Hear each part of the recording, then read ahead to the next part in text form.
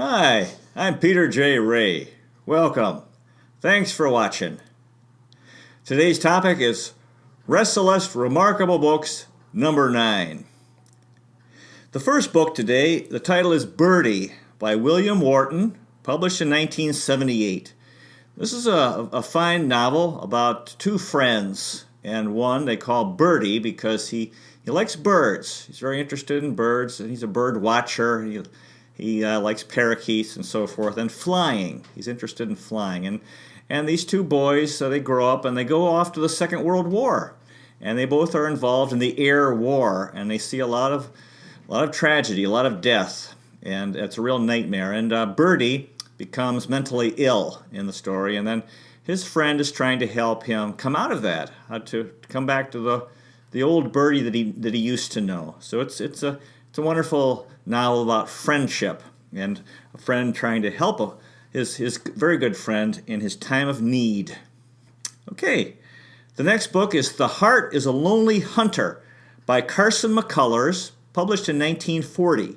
This is kind of a dark novel. It's kind of depressing. It's set in a small mill town, and the characters in the novel are forgotten people. It starts off with two deaf mutes, they can't hear or speak, that are good friends and living together. And then the one goes to a mental hospital, develops mental illness. And then the other one goes on with his life, and he meets interesting people who are sort of outcasts from society. A tomboy, and then also there's an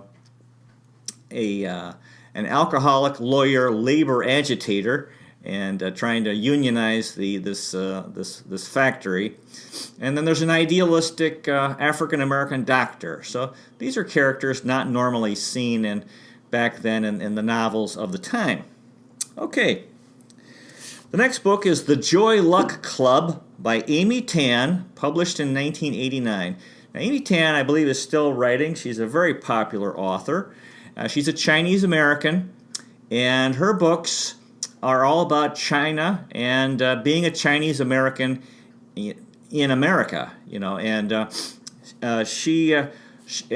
her relationship with her mother is very important. Mother-daughter relationship. And see, the thing is, with parents and their children, there's a generation difference based on age, and then as the world changes, that also makes it tougher on the relationship between parents and children, or mothers and daughters. And in her case, as an immigrant family, you have the cultural difference. The mother is Chinese, and the daughter is American. And so they have these cultural differences. So she gets into that, and she writes these wonderful novels, and she's very in touch with her Chinese roots, and she writes about that in these novels, and she writes about being a Chinese American in America. Very fine author, not too hard to read. Wonderful books. Okay, the next book is Fear and Loathing on the Campaign Trail 72 by Hunter S. Thompson, published in 1973. This is a wonderful book about the 1972 U.S. presidential election.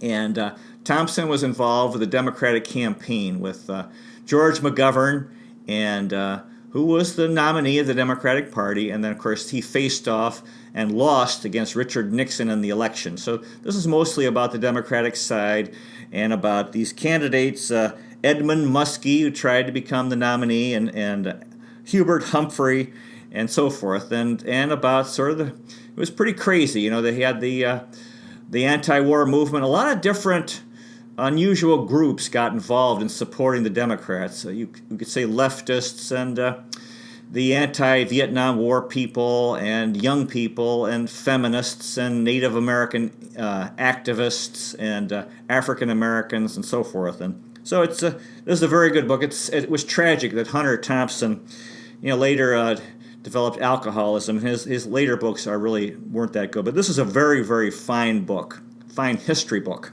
Okay, the next book is The Color Purple by Alice Walker, published in 1982. And of course, they made the famous movie with Whoopi Goldberg, Danny Glover, and Oprah Winfrey. And this is Alice Walker's most famous novel. It's set in the South, and you have this.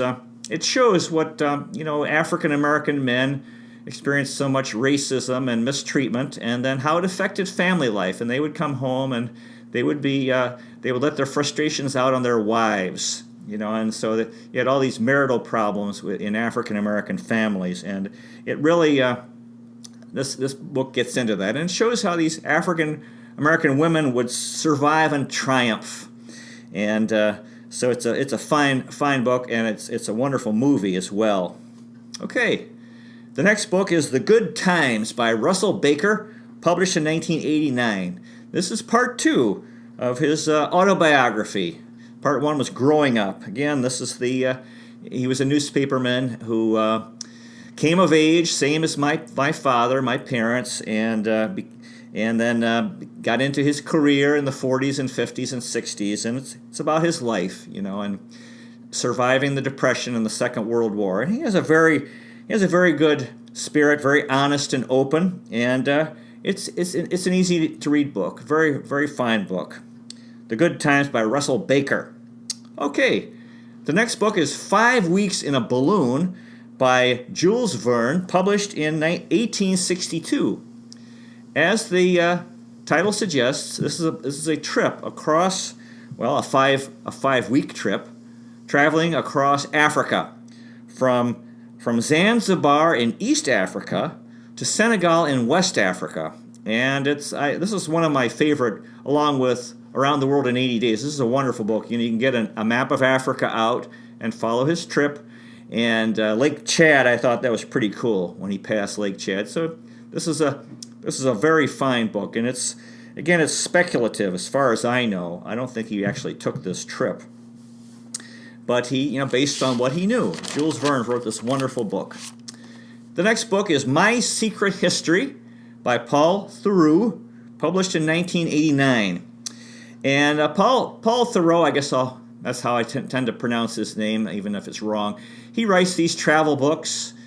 He was very prolific, wrote many, many books, and he talks here about his travels he was from Boston, and then he traveled in Africa, India. He spent time in England and so forth, and I especially enjoyed the part about Malawi in East Africa. So Thoreau is a fine author and, a travel writer, wrote these books when he traveled around the world and described what he saw. Okay, the next book is The Right Stuff by Tom Wolfe, published in 1979. This is a wonderful book. It's about the U.S. space program, and the whole thing of getting spaceships getting man into outer space, orbiting the Earth and going to the moon, and it's a wonderful book. And there's a lot about John Glenn from Ohio, the first man to orbit the Earth, and I loved how he uses exclamation marks quite a bit in this book, and I took that up myself because it shows enthusiasm and and strength, a strong statement, and life.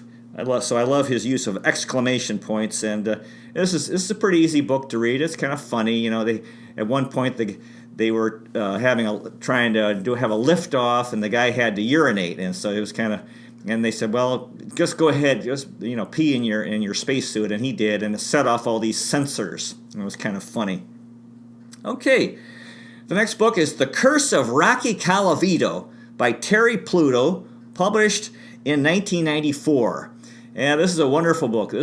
Terry Pluto started off as a Cleveland sports newspaper writer for the Cleveland Plain Dealer. He's actually from Akron. He wrote for the Akron paper there.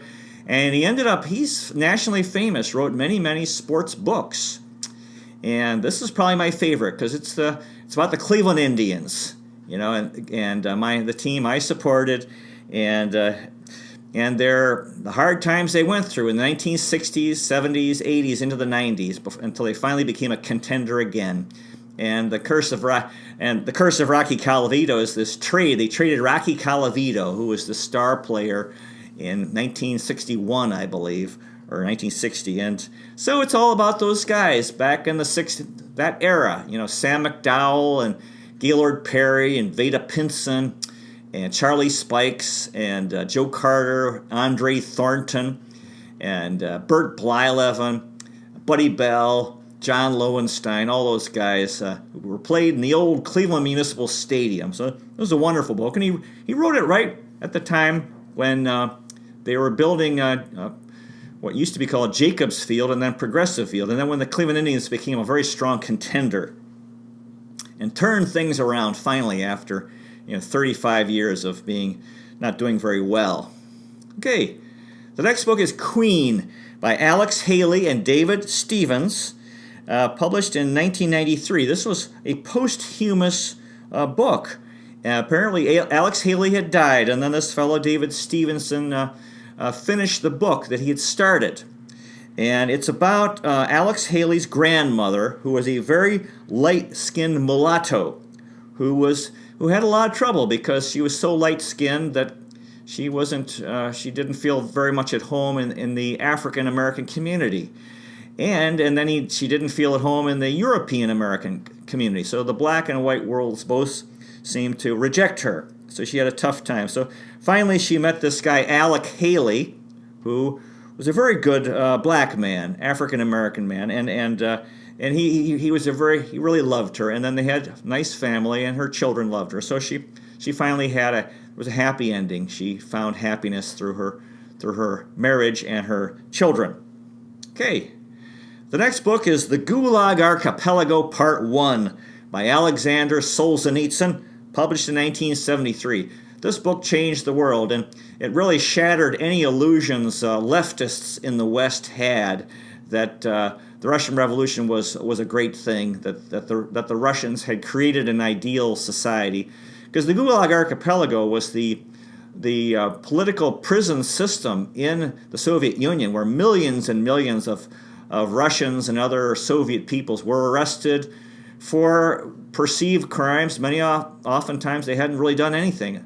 At one point, there was a butcher who was cutting meat and using newspaper, and there was a picture of Stalin in the paper, and he cut the meat, and apparently the blade, the knife went through Stalin's neck in the newspaper, and someone reported him. It was very sad. They were encouraging children to report their parents, to the government, and that happened. Let's face it, you have teenage kids they're having trouble getting along, and very, very tragic. And then, what these people went through in Siberia, they were sent away to these prison camps that were very, very tough.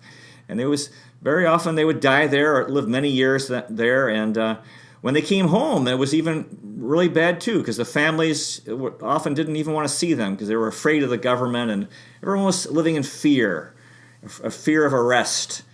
And so the Russian Revolution really was a tremendous failure, and the Soviet Union was a big fraud. And this, as I said earlier, this helped bring down the Soviet Union because people thought, it's nothing great, and it affected the morale in the Soviet Union that their system was wrong in having the government completely control the economy and outlawing religion. Okay, the next book is Iberia by James A. Michener, published in 1968. This is about the Iberian Peninsula in Europe, and that would be Spain and Portugal. And this is a nonfiction book, and Michener traveled around these two countries. And I thought the most interesting part was about he went to the place where St. James, one of the 12 disciples of Jesus Christ, settled in northwestern Spain and died there. In Spanish, his name was Diego, and we have the city of San Diego is named after him. And this city, town, is called San Diego Compostela, and it's a major pilgrimage site. Many Christians, they'll travel. Will start at a certain distance in Spain or France, and then they'll travel to this spot, San Diego Compostela. I know Shirley MacLaine made that trip, so I think that was the best part of the book. Okay, the next book is Brazil by John Updike, published in 1994. This is one of Updike's best novels. It's a novel set in Brazil, and it has these two characters. Brazil has a majority African descent population, but a very significant European descent, mostly Portuguese, but actually a lot of Germans and other European countries. And this book is about a relationship between a guy named Tristão, who is African descent, and he's poor. And then there's this Isabel, who's a young lady who's European descent and very wealthy. And so that's an interesting story. They end up living in the slums, in a slum of, I think, Rio de Janeiro. And so it's a very interesting book, and that deals with life in Brazil and the issues of race and poverty and male-female relations. A wonderful book.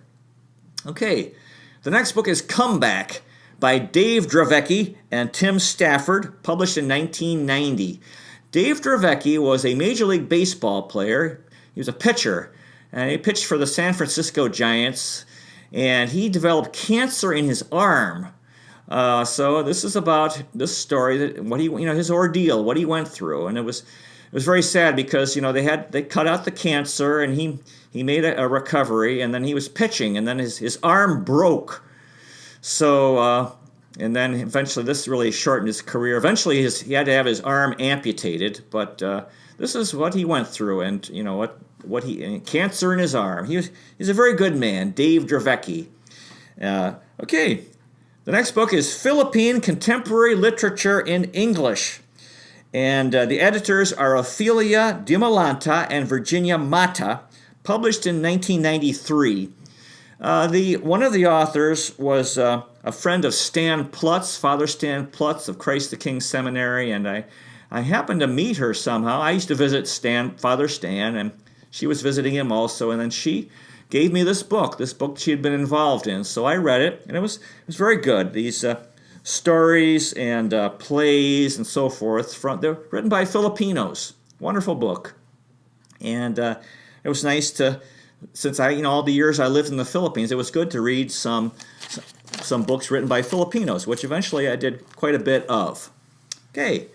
The next book is Morning, Morning True, a novel of intrigue in New Guinea, by Ernest Herndon, published in 1988. This is a wonderful book, an amazing book. Again, New Guinea, what a fascinating island. This large island. It's very tropical and mountainous, and the people who are very, very different culture, who had been living in the Stone Age into the 20th century.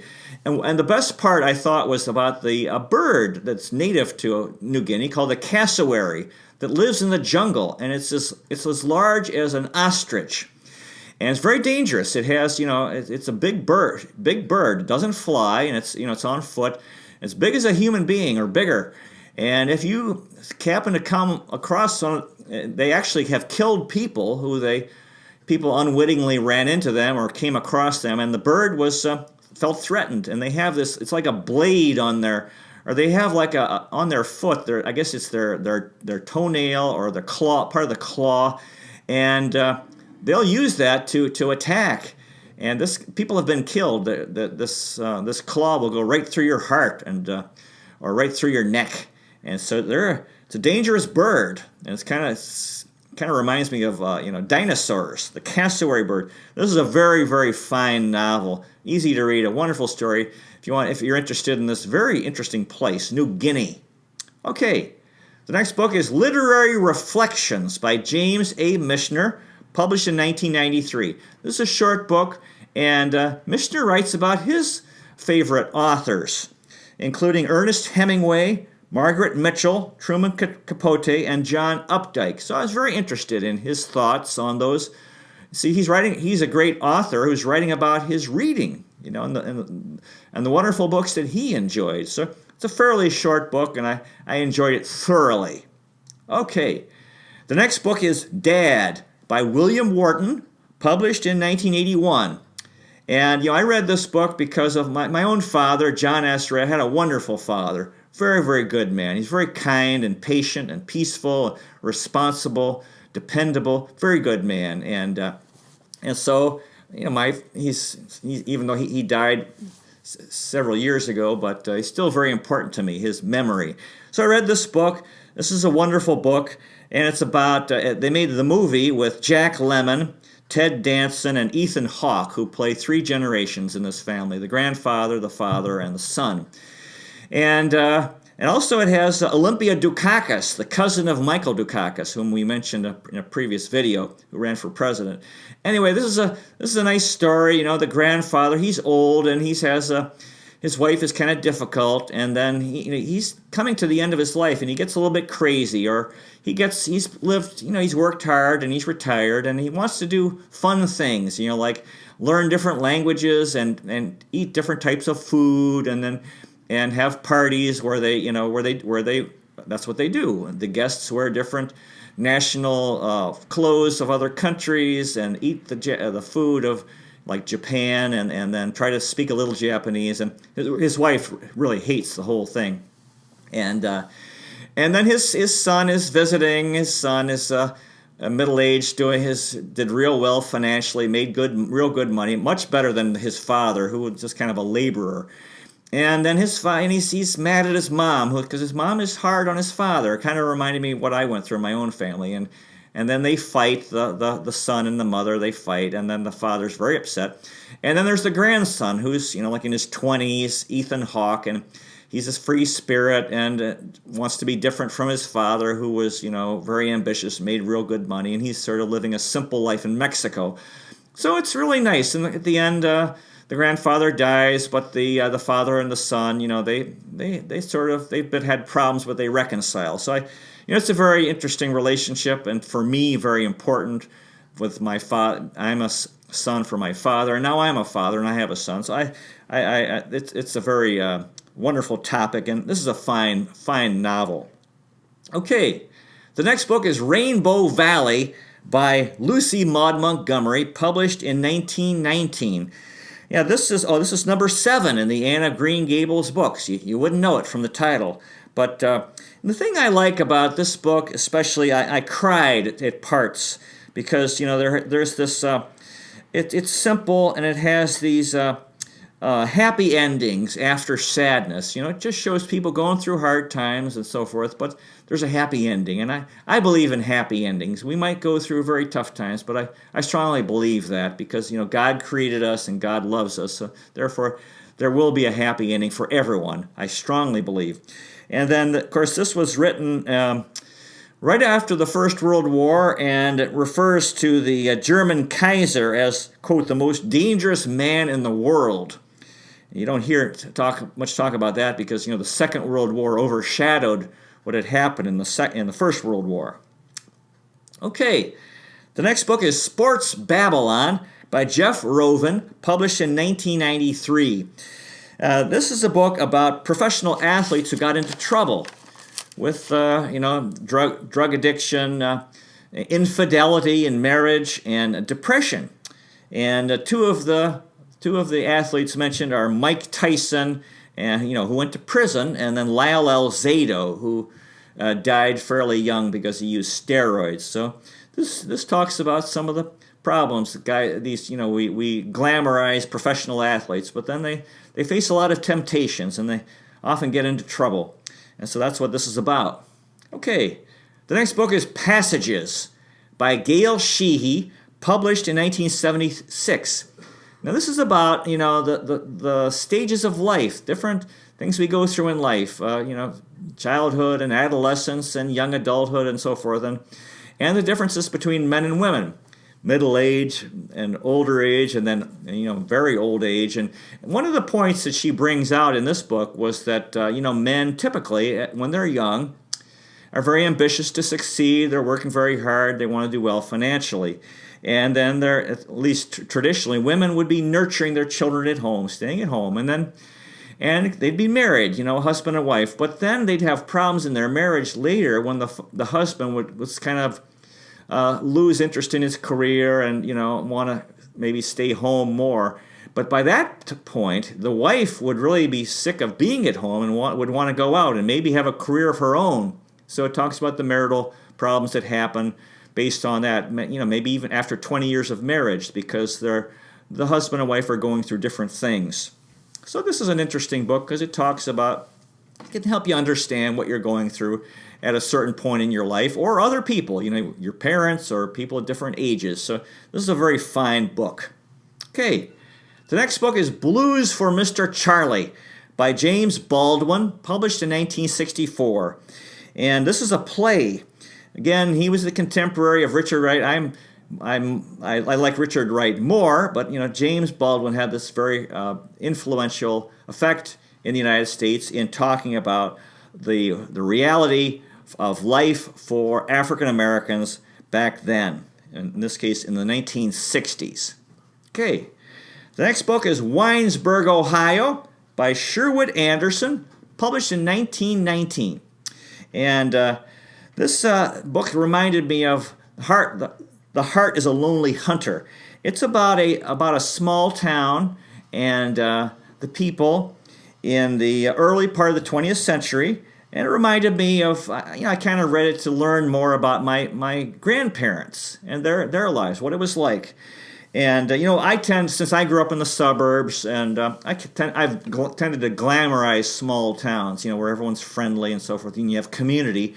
But what this book brings out is that how controlling it could be if you lived in a small town. And this is probably true all over the world. How, yes, you have a lot of relationships, and you know a lot of people, and it is a community, but there isn't that much freedom, because people are, whatever, if you try to do something different, then you're going to be, people will criticize you. And especially for women, who were pressured to stay at home and live the traditional female life. And, a lot of women didn't want to do that. They didn't want to get married and have children. They wanted to have careers. And even if for men, if you were kind of eccentric, had different interests and so this kind of gets into that issue and that's why, so many people left small towns and they moved to the cities, not just to get higher paying jobs, but to have more freedom, and the more things to do, of course, in big cities, but the freedom that you have in the cities. But then, of course, you lose the sense of community, and you can be lonely. So you can't have everything, right?